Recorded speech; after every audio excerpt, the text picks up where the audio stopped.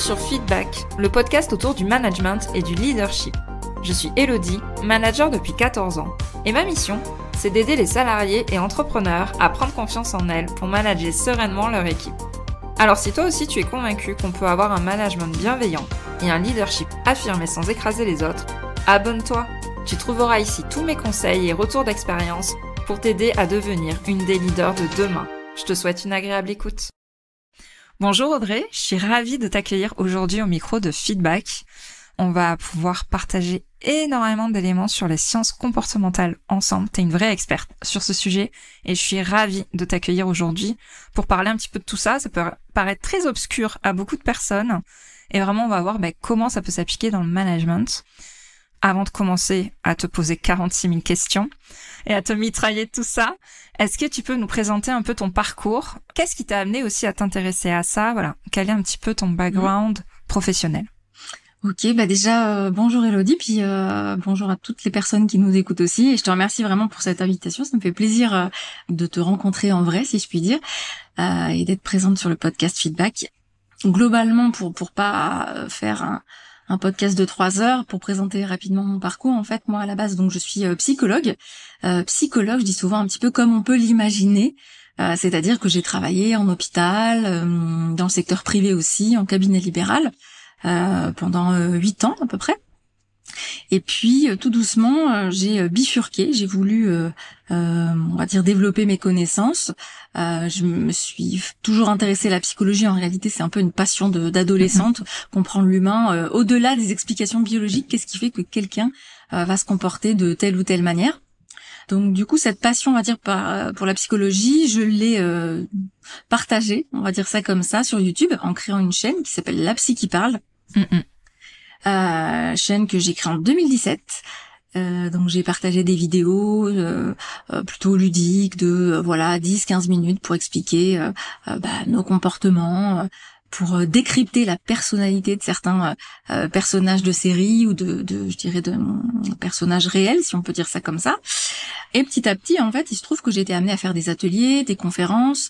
On m'a de plus en plus sollicité au niveau des entreprises.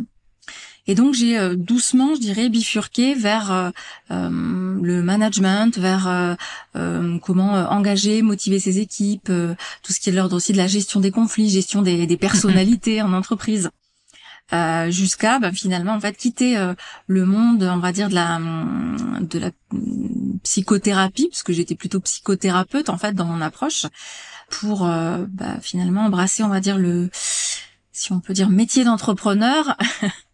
Et le monde de l'entreprise. Oui, c'est ça. Donc maintenant, mon travail, c'est vraiment d'accompagner des dirigeantes d'entreprise, plutôt de TPE, start-up, et d'accompagner aussi leur équipe. Donc là, on est plutôt sur de la TPE, PME, pour former les managers, mais vraiment avec une approche sciences comportementales, neurosciences, pour comprendre vraiment l'humain qui est au cœur des équipes, en fait. Parce que tout l'enjeu, c'est quand même ça, c'est de savoir gérer les humains qu'on côtoie tous les jours, et qu'est-ce qui va motiver les uns, qu'est-ce qui va démotiver les autres, etc. Ok, super. Merci pour ton parcours, parce que comme on disait en off juste avant de commencer, moi je te connais sous l'angle management. J'ai croisé tes posts sur LinkedIn et sur Insta, et c'est vrai que j'ai découvert après coup ta chaîne YouTube et le côté La Psy qui parle. Donc je suis ravie aussi que t'aies parlé de ça, et c'est vrai que c'est important. Je pense que ça explique pas mal de choses aussi dans ton parcours et l'intérêt que t'as aujourd'hui maintenant à travailler pour les entreprises sur ces sujets-là. Alors forcément j'ai plein de questions à te poser, parce que le cerveau, les comportements, moi j'adore ça. C'est pas pour rien que j'adore le management, c'est que comprendre l'humain, ce qui se passe derrière, c'est hyper intéressant. Peut-être commencer par les biais cognitifs. Au niveau des biais cognitifs, déjà, est-ce que tu peux expliquer ce que c'est? Oui. Et en quoi ça peut impacter un manager dans son quotidien?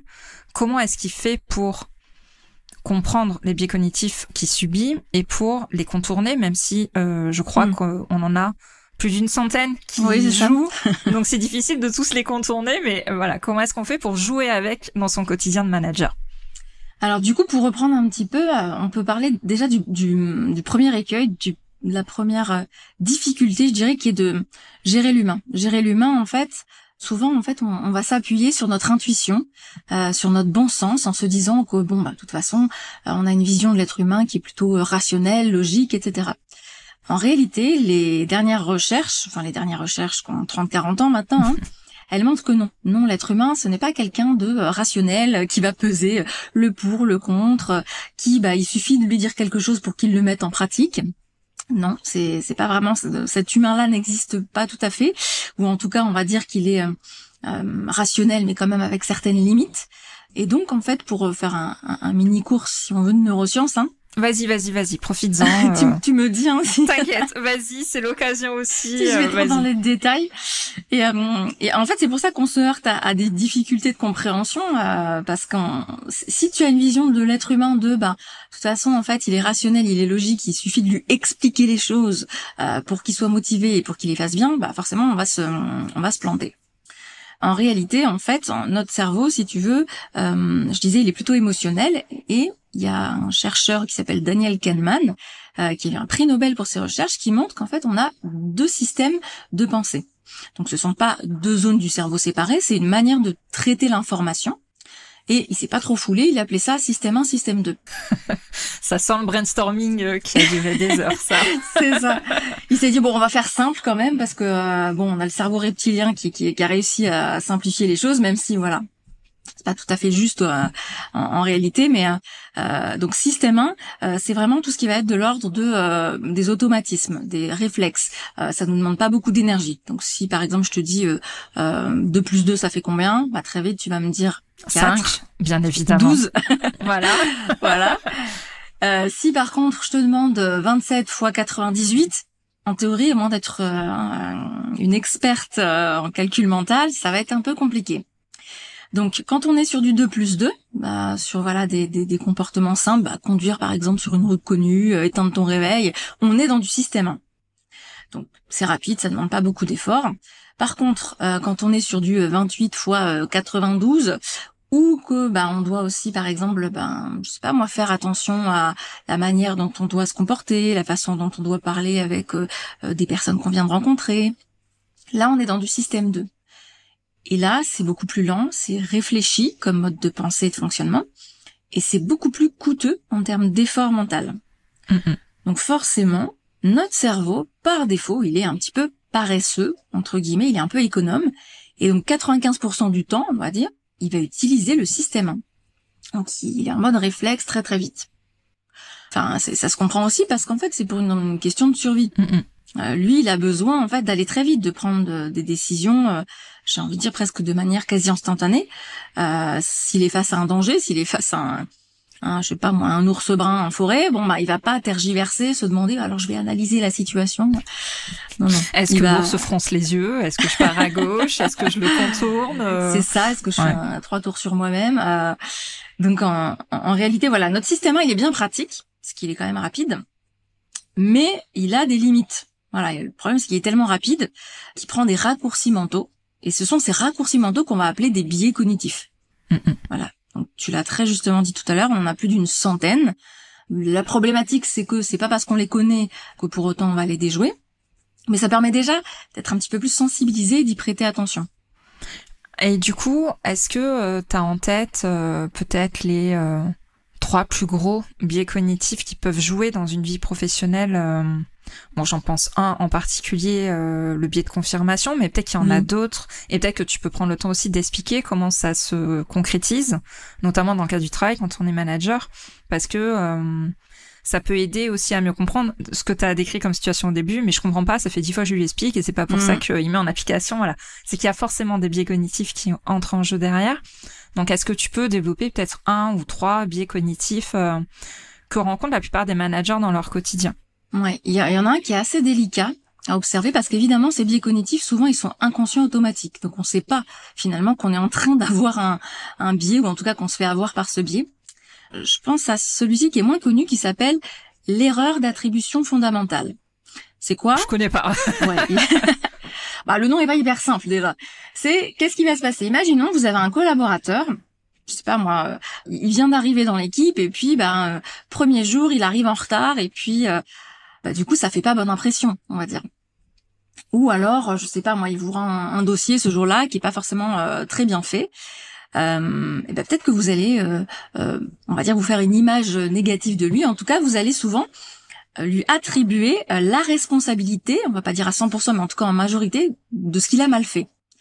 Et vous allez minimiser ou alors ignorer des facteurs externes qui pourraient être les circonstances, qui pourraient être, je sais pas moi, il y a eu des bouchons ce jour-là, bref, d'autres facteurs extérieurs. Donc cette tendance qu'on va avoir à rendre la personne responsable et à oublier qu'il peut y avoir d'autres éléments qui entrent en jeu. Ça pose un problème particulier, c'est notamment dans tout ce qui va être gestion des erreurs ou des problèmes ou des incompréhensions. Parce que quand tu te fais avoir par ce biais, du coup, tu vas considérer que c'est de la faute, entre guillemets, de la personne, et donc tu ne vas pas chercher des solutions d'amélioration. Alors, évidemment que si, à l'instant T, mais tu vas pas analyser les différents facteurs extérieurs qu'on peut jouer, qui permettraient d'améliorer, je sais pas, ce process, ou d'éviter que cette erreur se reproduise. Ça, c'est un des problèmes, ouais.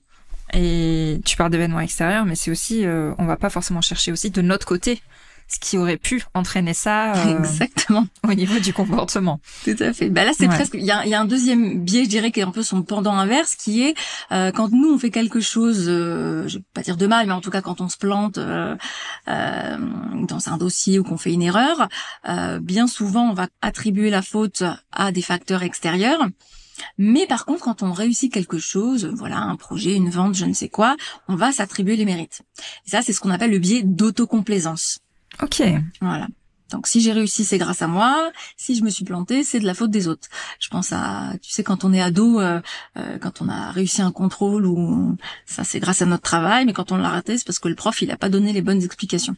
Et qu'il est méchant ou qu'il veut nous saquer ou tout bien ça. sûr. Ouais. Ça me fait penser, moi j'avais un ancien directeur commercial, j'arrêtais pas de dire que lui quand il gagnait, c'était grâce à lui, parce qu'il portait tout le service sur ses épaules. Et quand on loupait un client ou un appel d'offres, c'était forcément la faute des équipes parce qu'on était vraiment nuls. C'est ça. Voilà. Donc en plein dedans l'erreur d'attribution fondamentale là, à pieds joints. Ouais, carrément. Ok. Est-ce que tu en as un troisième à nous partager qui peut se retrouver aussi dans le quotidien de manager? Je sais qu'il y en a beaucoup, mais peut-être le troisième soit original ou peut-être qui est le plus courant. Voilà, c'est toi qui je te laisse choisir peut-être par rapport à ça. Donc oui, tu avais évoqué le biais de confirmation, effectivement. Donc celui-ci, en fait, ce qu'il faut comprendre, c'est que les biais, souvent, ils se chevauchent. Il n'y en a pas juste un seul.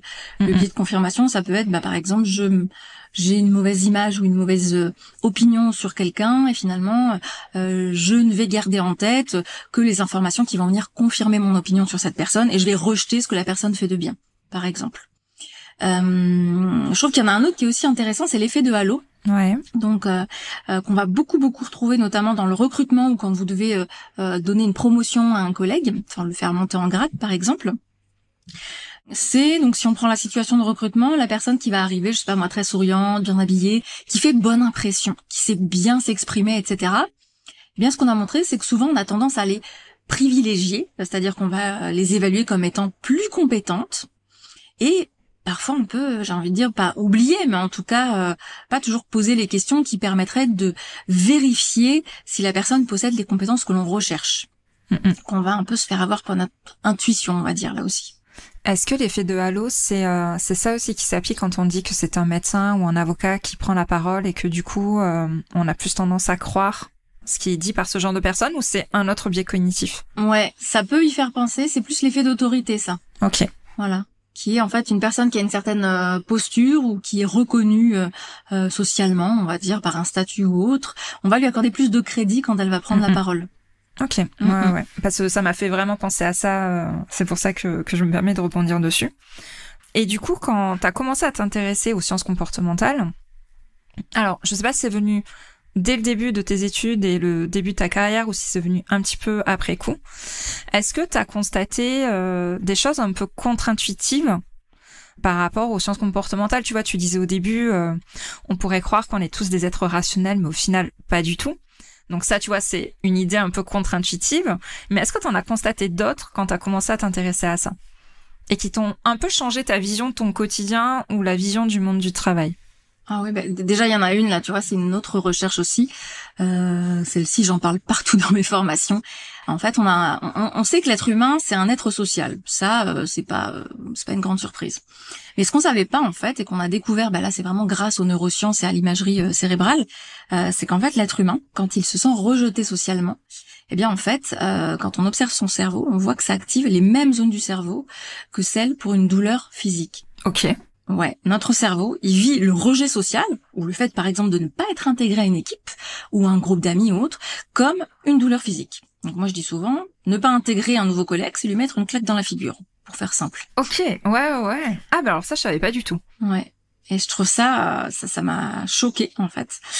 Mais du coup, ça remet vraiment beaucoup en question tout ce qui est intégration des nouveaux collaborateurs, puis même des anciens. Enfin, bonne ambiance dans l'équipe. En psychologie, on parle de sentiment d'appartenance. Tu sais, dans le langage courant, on va dire cohésion sociale. Mais en psychologie, on a vu qu'en fait, il fallait qu'il y ait ce sentiment pour les collaborateurs d'être intégrés à l'équipe. Et ça, c'est un facteur de motivation au travail. C'est ce qui te donne envie d'aller au travail, c'est ce qui te donne envie de performer. Et souvent, en fait, ce que je vois, c'est que au niveau manager ou au niveau dirigeant, on se dit juste que c'est un plus, que finalement, on n'est pas là pour se faire des potes, c'est pas grave si les gens s'entendent pas. Et on aurait dit non, parce qu'en fait, ça va jouer sur leur motivation. Et tu le sais peut-être aussi, bien souvent, tu as des gens qui quittent une entreprise. Alors des fois, on dit quitte un manager et voilà. La phrase qu'on voit partout sur LinkedIn. Voilà. Mais aussi, on quitte une équipe parce qu'il n'y a pas une bonne ambiance. Ou à l'inverse. Moi, j'ai beaucoup vu, parce que j'ai travaillé dans le monde médical, des infirmiers et des infirmières qui restaient à leur poste parce qu'il y avait une bonne ambiance dans l'équipe, alors que les conditions n'étaient quand même pas toujours évidentes. Ouais, parce que ça me fait rire, parce que comme tu dis, oui, on quitte la plupart du temps son manager, et tu fais bien de dire, t'as dit dans l'intégration d'un nouveau collaborateur, mais c'est aussi valable dans le reste de l'évolution de l'équipe. Dès qu'il y a quelqu'un qui est un peu pointé du doigt ou qui est mis à l'écart, du coup, il va y avoir ce sentiment qui va apparaître de ne pas appartenir au groupe, d'être rejeté, et donc d'avoir les mêmes symptômes, entre guillemets, qu'un problème physique, qu'une douleur physique qui vont apparaître, donc c'est valable.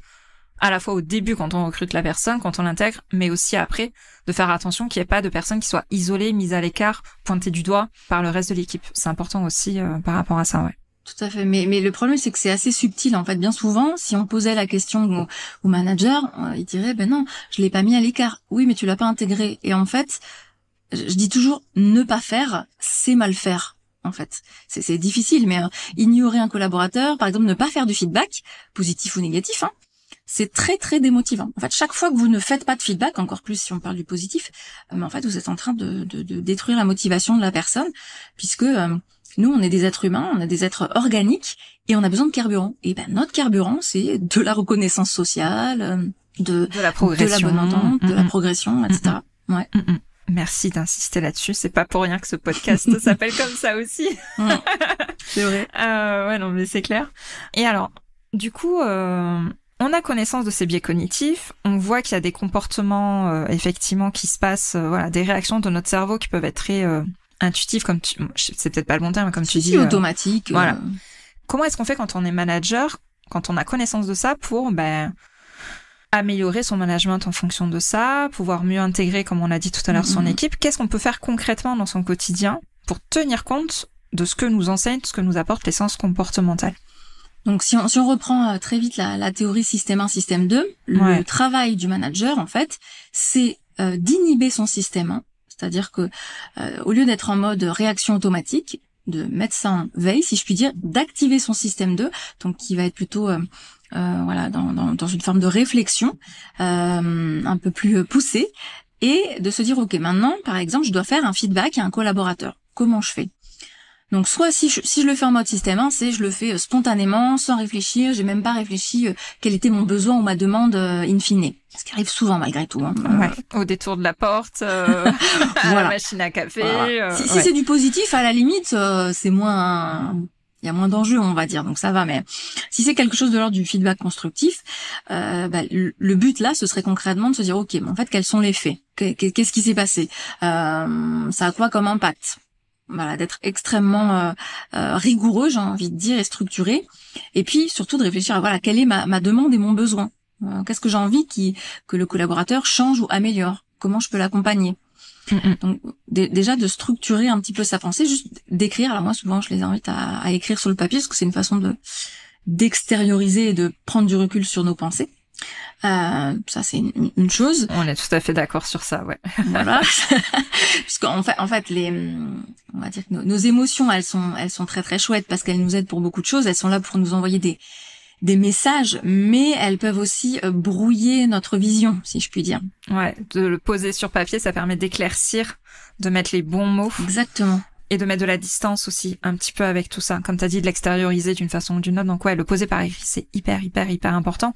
Le cadre des émotions, mais aussi, comme t'as dit, le fait de vouloir faire un feedback à quelqu'un, ouais, complètement. Donc d'être vraiment dans cette idée-là, ok, pourquoi je fais ça? En fait, de travailler un peu ce qu'on appelle la métacognition, c'est je réfléchis à mes propres pensées, à mes propres comportements. Et en recrutement, moi, c'est quelque chose sur lequel j'accompagne beaucoup. Et là, on va vraiment réfléchir, bon, alors, quel profil je veux recruter? Pourquoi je veux un profil comme ça? Quelles compétences techniques je veux? Quelles compétences comportementales la personne devrait avoir? Et alors moi, surtout, je vais aller challenger un peu. Ah bon, tu me dis que t'as besoin de quelqu'un d'autonome? Mais ça veut dire quoi, autonome? Donc on va creuser pour éviter toute ambiguïté. Et moi, j'aime bien réfléchir en termes de comportement observable. Ok, donc quelqu'un d'autonome, il fait quoi, par exemple, par rapport à quelqu'un qui n'est pas autonome? Ouais, c'est hyper intéressant ce que tu dis, ouais. Parce que ça permet d'aller au-delà des mots valises, où chacun interprète, en fait, on a tous, je pense, une version différente de l'autonomie, d'ailleurs. Donc c'est bien, effectivement, comme tu dis, d'aller creuser tout ça, et c'est génial, le tips que tu donnes, parce que, effectivement, c'est de mettre concrètement des faits qui sont observables sur ça. T'as complètement raison, parce que on a tous une vision différente de l'autonomie, certains soft skills, voilà, la bienveillance ça veut dire quoi, l'autonomie ça veut dire quoi, etc. Ouais, complètement. La responsabilité et autres. Et donc ça veut dire aussi que concrètement, vous allez lister par exemple, les compétences dont vous avez besoin pour ce poste-là. Mais ça veut dire aussi que pendant l'entretien, vous allez poser des questions qui vont être en théorie à peu près les mêmes quand même pour chaque collaborateur, et vous allez prendre des notes. En fait, c'est pas juste à l'instinct. En fait, la pire chose à faire, c'est d'évaluer quelqu'un à l'instinct. Et là, il y a un biais qui s'appelle le biais d'excès de confiance. C'est croire qu'on a de très bonnes compétences, notamment là pour jauger les gens, pour les sentir. En réalité, on s'appuie sur des stéréotypes surtout et des préjugés inconscients. Alors, ça me va très bien que tu ailles sur le sujet du recrutement parce que c'est un sujet que j'adore. J'ai adoré recruter, j'adore recruter, mais c'est vrai que c'est quelque chose qui est loin d'être évident. Et souvent, tu sais, on sort des rendez-vous en mode « Ah, elle, je la sens bien ». Voilà. Est-ce que tu peux nous en dire plus au niveau du recrutement? Parce que là, tu vois, tu nous as parlé d'un biais cognitif, mais je pense qu'il y en a encore d'autres qui concernent le recrutement. T'as cité pour aussi définir ce qu'on attend réellement de la personne, les compétences qu'on attend, etc., etc. C'est quoi l'apport des sciences comportementales sur le recrutement? Parce que là, effectivement, je pense qu'il y a une part énorme d'intuition chez beaucoup de personnes, voire même beaucoup de personnes, et moi, je me mets dans ce groupe-là, qui ont réussi 2-3 recrutements, et ça y est, on est les boss du recrutement, on réussira toute notre vie à recruter des gens, tu vois. C'est ça. Ouais. C'est génial, parce que ça, c'est un biais aussi, et ça s'appelle le biais d'après-coup. Et ouais. C'est-à-dire qu'en fait, on va pas, si on voulait être très rationnel, du coup, eh bien, on devrait noter tous les recrutements qu'on a fait. Donc, je sais pas, on en a fait 100. Sur 100, combien réellement ont été des recrutements réussis? Alors, on peut jouer sur les mots avec qu'est-ce que ça veut dire réussi, mais on admettra que voilà, on a des critères, c'est-à-dire que la personne est restée sur le poste X temps. Enfin, peu importe, chacun les définit comme il veut. Mais voilà, on va garder en tête, biais de confirmation, ce qui nous correspond. Ah ouais, je suis forte en recrutement par rapport à toutes les fois où on s'est un peu planté et on s'arrange, on se fait notre vérité. Ça arrive et pourtant le recrutement, j'aime bien dire que c'est limite une science. Enfin voilà, c'est un métier, c'est des compétences à part entière et je sais qu'il y a des personnes de l'audience qui ne passent pas par des cabinets de recrutement pour choisir les personnes qui vont travailler avec elles. Du coup, quels sont les conseils ou les éléments où il faudrait porter attention justement pour ne pas se laisser submerger par nos biais cognitifs quand on recrute quelqu'un, quand on passe pas par un professionnel du coup pour le faire? À quoi est-ce qu'on doit faire attention? Donc t'as dit de lister les comportements attendus, etc. Est-ce qu'il y a d'autres choses que tu vois? Donc ça déjà c'est pas mal. Après de se challenger aussi là-dessus, parce que moi je vois aussi beaucoup de personnes qui ont des préjugés, alors toujours inconscients. Je donne toujours le même parce qu'il est assez répandu, c'est j'ai besoin d'un commercial. Mon commercial il doit être très à l'aise socialement et extraverti. Bon, il se trouve que pas de bol. Au niveau scientifique, quand on regarde, les meilleurs, en fait, ce sont les ambivertis. Les ambivertis, c'est ceux qui sont au milieu, si tu veux. Faut imaginer extraversion, introversion comme un continuum. D'un côté, t'as introverti, et puis t'as plein de degrés d'introverti. Ça va jusqu'à très très extraverti, et au milieu, t'as l'ambiverti. Bon, voilà, on sait que ça, ce sont des personnes qui sont plutôt douées, mais ça suffit pas non plus pour être un bon commercial. Ouais, et c'est marrant que tu dis ça, parce que c'est vrai que dans l'image collective, le commercial, c'est le vendeur de voitures, quoi. Enfin, oui, le tchatcheur un peu. Voilà, Leonardo DiCaprio dans Le Loup de Wall Street, on va tout dégommer et tout, les billets qui pleuvent, tout ça. Donc c'est marrant que tu parles de cette image-là, parce qu'effectivement, dans l'image collective, un commercial, c'est le tchatcheur, quoi, ou la tchatcheuse. C'est ça. Donc concrètement, ça veut dire quoi? Ça veut dire que toi, imaginons, tu fais ta petite liste de compétences et dans les soft skills, tu vas mettre la personne doit être très à l'aise pour s'exprimer. Ce qui est pas complètement faux non plus, mais c'est trop flou. Parce que qu'est-ce qui va se passer quand tu vas être face à cette personne? Comment tu vas évaluer? Quelles questions tu vas lui poser pour savoir ça?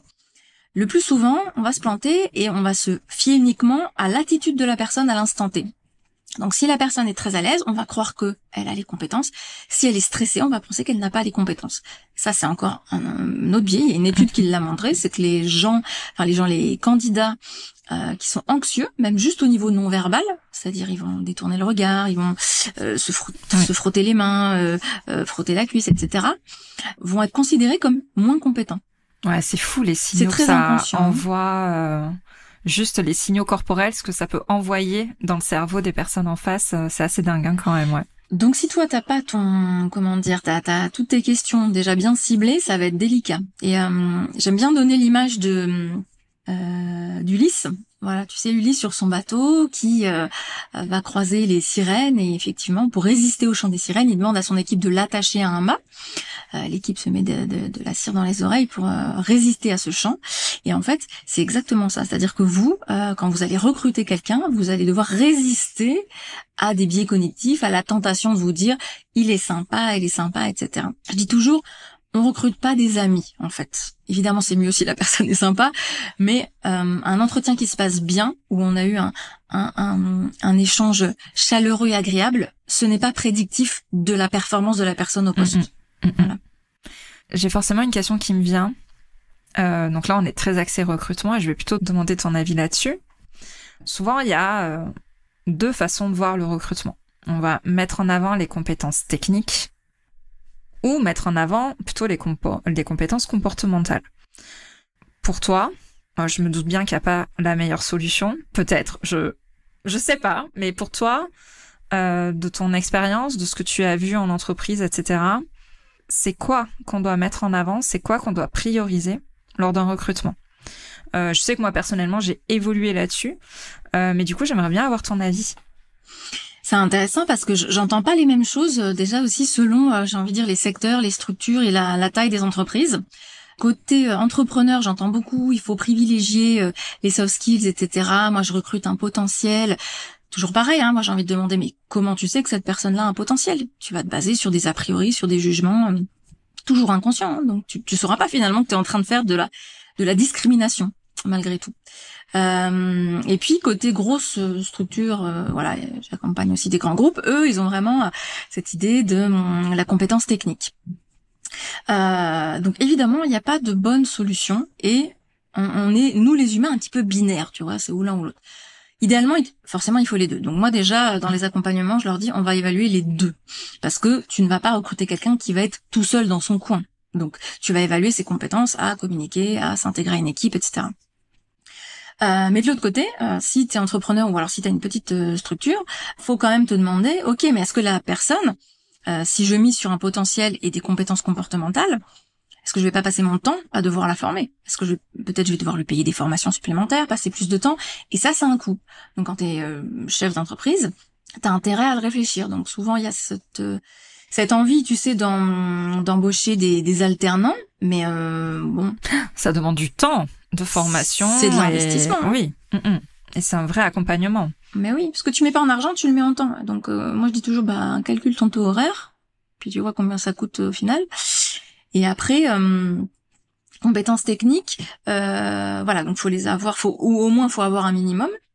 Et puis après, ce qui va se jouer, c'est aussi au niveau des postes. Donc, ce qu'on sait aujourd'hui, par exemple, là je parle plus pour les grands groupes, quand on veut faire monter quelqu'un à des postes, par exemple, de manager, c'est plus intéressant des fois de miser sur la personne, donc on va dire à compétences techniques égales, effectivement de miser sur la personne qui a un peu plus de prédisposition à être à l'écoute de l'équipe, voilà. Et même voilà, c'est ça que je voulais te dire. C'est même quand les compétences techniques de la personne sont moins bonnes, comment dire ça, les soft skills compensent en fait les compétences techniques manquantes. Grosso modo, c'est ça. Ouais, ça je suis assez d'accord avec ça parce qu'effectivement quand on arrive dans des postes de management, la compétence technique pure qu'on a, enfin notre métier de base, parce que souvent on a un métier de base, comme je dis souvent, moi je suis contrôleuse de gestion de base, je suis devenue manager est un métier différent, ma compétence technique pure, c'est de faire des fichiers Excel, de faire des formules à gogo, etc., etc. Et plus on va monter dans des postes de management, moins cette compétence technique pure a un intérêt en fait. On va devoir développer d'autres compétences, des compétences comportementales, relationnelles, etc. Et effectivement, c'est là où les soft skills vont prendre plus une part importante dans le choix de la personne. Dès qu'on va devoir aller dans des postes de management, je mets certains postes de direction, etc. un peu à part parce que ça peut demander certaines compétences techniques, mais effectivement, plus on va monter dans la hiérarchie, plus c'est les soft skills qui vont prendre le pas et les compétences techniques vont être plutôt être moins intéressantes à aller chercher. Comme je dis souvent, c'est pas le meilleur technicien qui va faire le meilleur manager, loin de là. Oui. C'est même la plus grosse erreur à faire. Oui, c'est ça. Ouais. Mais oui, moi ce que je vois plutôt là, c'est sur des TPE ou petites PME, on va faire monter en compétence la personne qui a le plus d'ancienneté. Bah oui, mais je l'ai mis elle ou je l'ai mis lui parce que ça fait quand même 10 ans qu'il est dans la boîte, qu'il est fidèle à l'entreprise.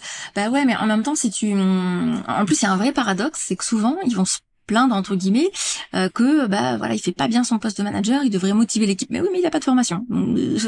Et en fait, ça c'est peut-être un des écueils, je pense, un des vrais problèmes. C'est qu'on considère le management comme une compétence naturelle, la communication également, alors qu'on n'a jamais eu de cours dans notre vie. Enfin, je sais pas toi, mais moi, à l'école maternelle ou à l'école ou même jusqu'au collège-lycée, je n'ai pas eu de cours de psychologie. Je ne sais pas comment fonctionne l'humain du point de vue des décisions et de ce qui le motive. On arrive comme ça à des postes de management. Et on devrait savoir instinctivement, c'est bien ça le problème, gérer les gens. Bah non, je suis désolée, mais le fameux, je disais, bon sens ou sens commun, il est commun à personne. Chacun a son câblage différent. Et effectivement, même moi, j'ai jamais eu de cours de communication, de relations aux... on ne l'apprend jamais. Et comme tu dis, même certaines entreprises nomment à des postes de management sans apporter le support derrière de formation ou d'accompagnement par rapport à ça. Donc c'est vrai que c'est compliqué, comme tu dis. En fait, le poste de manager est censé être naturel parce que beaucoup de personnes aussi le voient comme une brique supplémentaire et pas comme un rôle à part, avec des compétences à part, un agenda à part, un métier. Enfin, c'est vraiment un métier à part entière. Et en fait, il y a beaucoup d'entreprises qui le voient pas comme ça. Et je pense que c'est ça aussi qui explique que c'est une petite brique, quoi. Voilà. T'as raison, en fait, je l'avais pas pensé comme ça, mais la distinction, elle est là. Elle est dans, ce n'est pas une compétence supplémentaire, c'est un nouveau rôle qui vient s'ajouter à peut-être autre c'est ça, rôle. À des compétences techniques, notre métier pour lequel on a fait des études et tout. Moi, je dis souvent, c'est un rôle à part entière qui doit occuper 100% de notre temps. Pareil, c'est pas la réalité, donc là, faut être réaliste. Dans beaucoup d'entreprises, c'est pas le cas, c'est rarement le cas.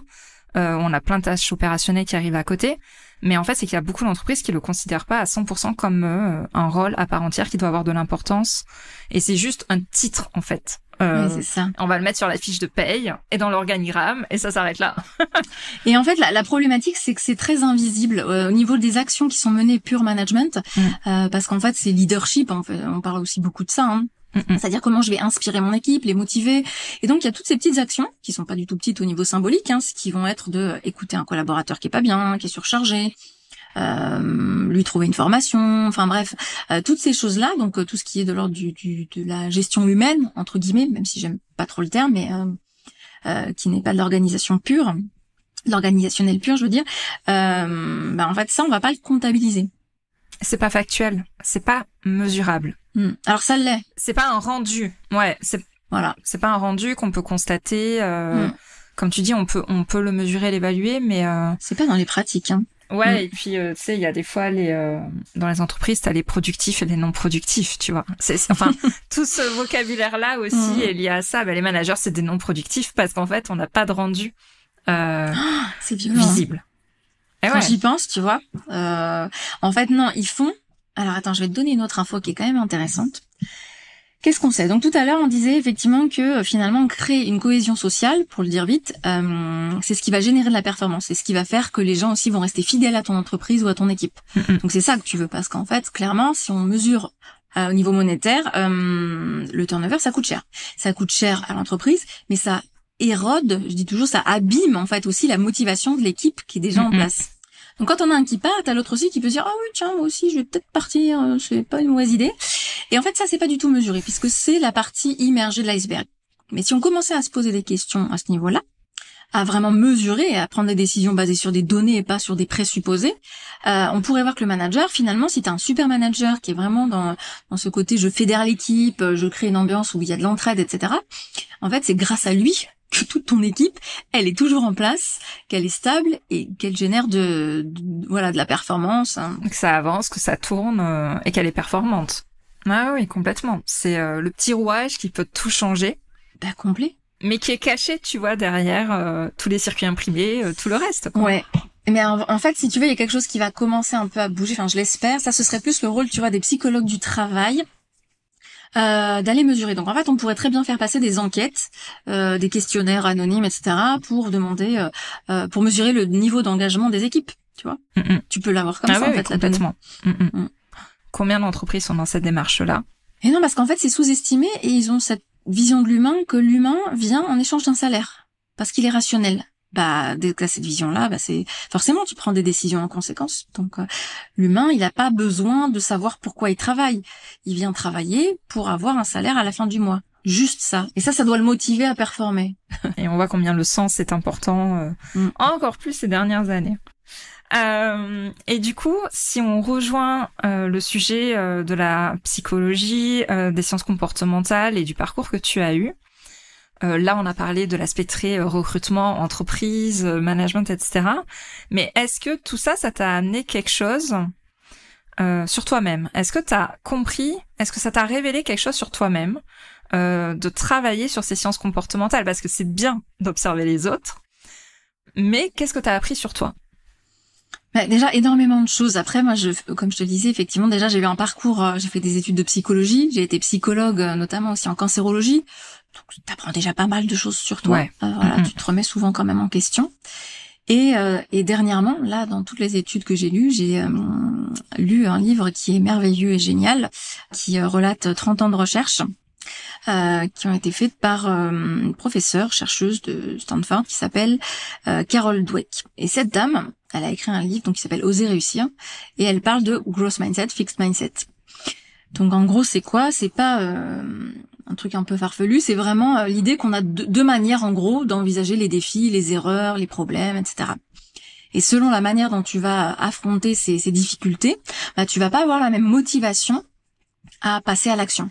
Voilà, je le dis un peu vite. Fixed mindset, ça va être par exemple cette idée que je suis pas doué en musique, je suis pas doué en mathématiques. Non, mais de toute façon le sport, je sais pas, c'est pas fait pour moi, ou le management. Non, mais j'ai pas l'étoffe pour être un leader. Toutes ces présupposés un peu qui sont très liés aussi à notre éducation.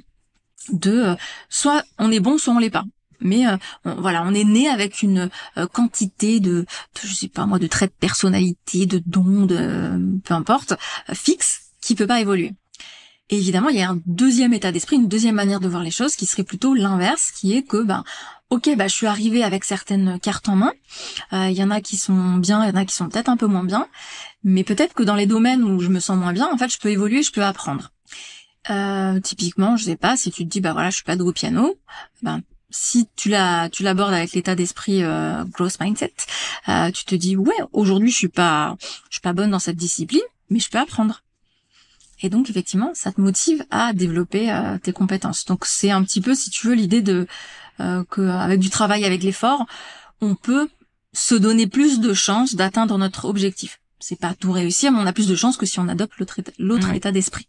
Et ça aide à passer à l'action et à mener les actions pour évoluer et pour avancer, ouais. Mais là où ça m'a vraiment aidé à titre personnel, c'est qu'en fait ça m'a changé la façon dont je voyais entre guillemets mes erreurs. Donc je prends un terme un peu fort, mais parfois tu donnes des formations ou tu fais des interventions, tu te dis c'est pas à la hauteur de ce que je voulais, c'est pas comme je voulais. Tiens, j'ai fait une conférence, j'ai bafouillé. Tu te sens pas forcément très bien. Et en fait ça m'a fait comprendre que le résultat de ce que je produisais, mes comportements, ne définissait pas mon potentiel. C'est pas parce que ce jour-là, j'ai pas donné la meilleure performance du monde que ça veut dire que je suis nulle. Donc je suis pas assez douée. Et que c'est ancré dans le marbre et que ça ne bougera plus jamais. Ouais. C'est ça. Donc ça permet, si tu veux, de défusionner les comportements de qui je suis, voire de l'identité même en fait. Et du coup, ça te déculpabilise vachement. Tu dis ok, en fait, oui, tu t'es planté. Bon maintenant, tu vas analyser c'est quoi les erreurs, c'est quoi les améliorations, les machins, et puis tu vas essayer de progresser. Et il y a une petite formule que Carol Dweck donne dans son livre, elle dit voilà, au lieu de se décourager en se disant j'y arrive pas, elle dit voilà, on pourrait dire je n'y arrive pas pour le moment. Ouais. Enfin elle dit pas encore. Moi je dis pour le moment. Et ça change complètement la donne. J'allais dire encore, tu vois, moi c'était le mot encore qui me venait pour compléter la phrase, mais c'est exactement ça. C'est j'y arrive pas encore. Enfin ça laisse la porte ouverte à la progression et à s'améliorer, ouais. Donc j'aime beaucoup ce que tu as partagé. Alors je connaissais, mais je pense qu'il y a des personnes qui connaissaient pas forcément, et c'est vraiment quand on a ce genre de déclic, ça permet d'avancer à la vitesse de la lumière et à tout dégommer, et effectivement à changer la vision qu'on peut avoir des petites erreurs qu'on fait. La vie n'est que progression en fait. Mais même quand on aura 60 ans, on va encore faire des erreurs et carrément. Puis au niveau scientifique, on parle de neuroplasticité. On sait qu'on peut créer des connexions toute notre vie, donc c'est génial. Tu peux apprendre et progresser tout le temps, quoi. Donc merci beaucoup du partage, parce que je suis sûre que ça va parler à plein de personnes.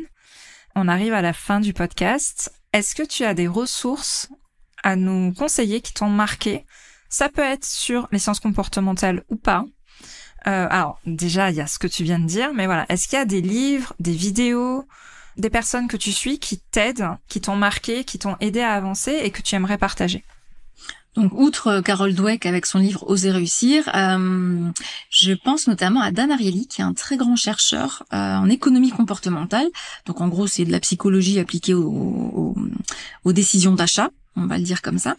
Et il a créé un ouvrage qui s'appelle Est-ce que c'est vraiment moi qui décide? Et donc c'est assez rigolo parce qu'il partage plein d'expériences sur des comportements qu'on va se reconnaître dedans, irrationnels de nos achats, de décisions qu'on prend, qui sont quand même un peu particulières. Donc c'est hyper facile à lire. Et ce monsieur, il a l'avantage aussi d'être sur YouTube. Donc il y a des TEDx, il y a plein de conférences que vous pouvez retrouver, et qui sont passionnantes. Et il a beaucoup travaillé aussi sur tout ce qui est motivation au travail. Qu'est-ce qui motive vraiment les gens? Et donc sur mon compte LinkedIn, tu l'as peut-être déjà vu, je partage aussi ces expériences. J'essaye de les vulgariser un peu pour qu'on puisse les comprendre un peu plus facilement. Super.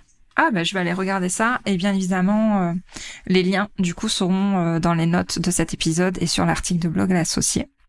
Écoute, merci beaucoup Audrey d'avoir partagé tout ça avec nous aujourd'hui.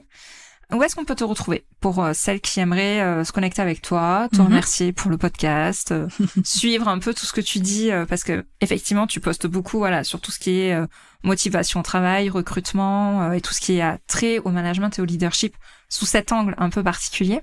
Voilà, dis-nous où est-ce qu'on peut te retrouver pour te suivre. Alors on peut me retrouver tout simplement déjà sur LinkedIn. Audrey Ginisti, donc peut-être que tu le mettras parce que mon nom, en fait, on l'écorche toujours. Oui, tout à fait, je le mettrai.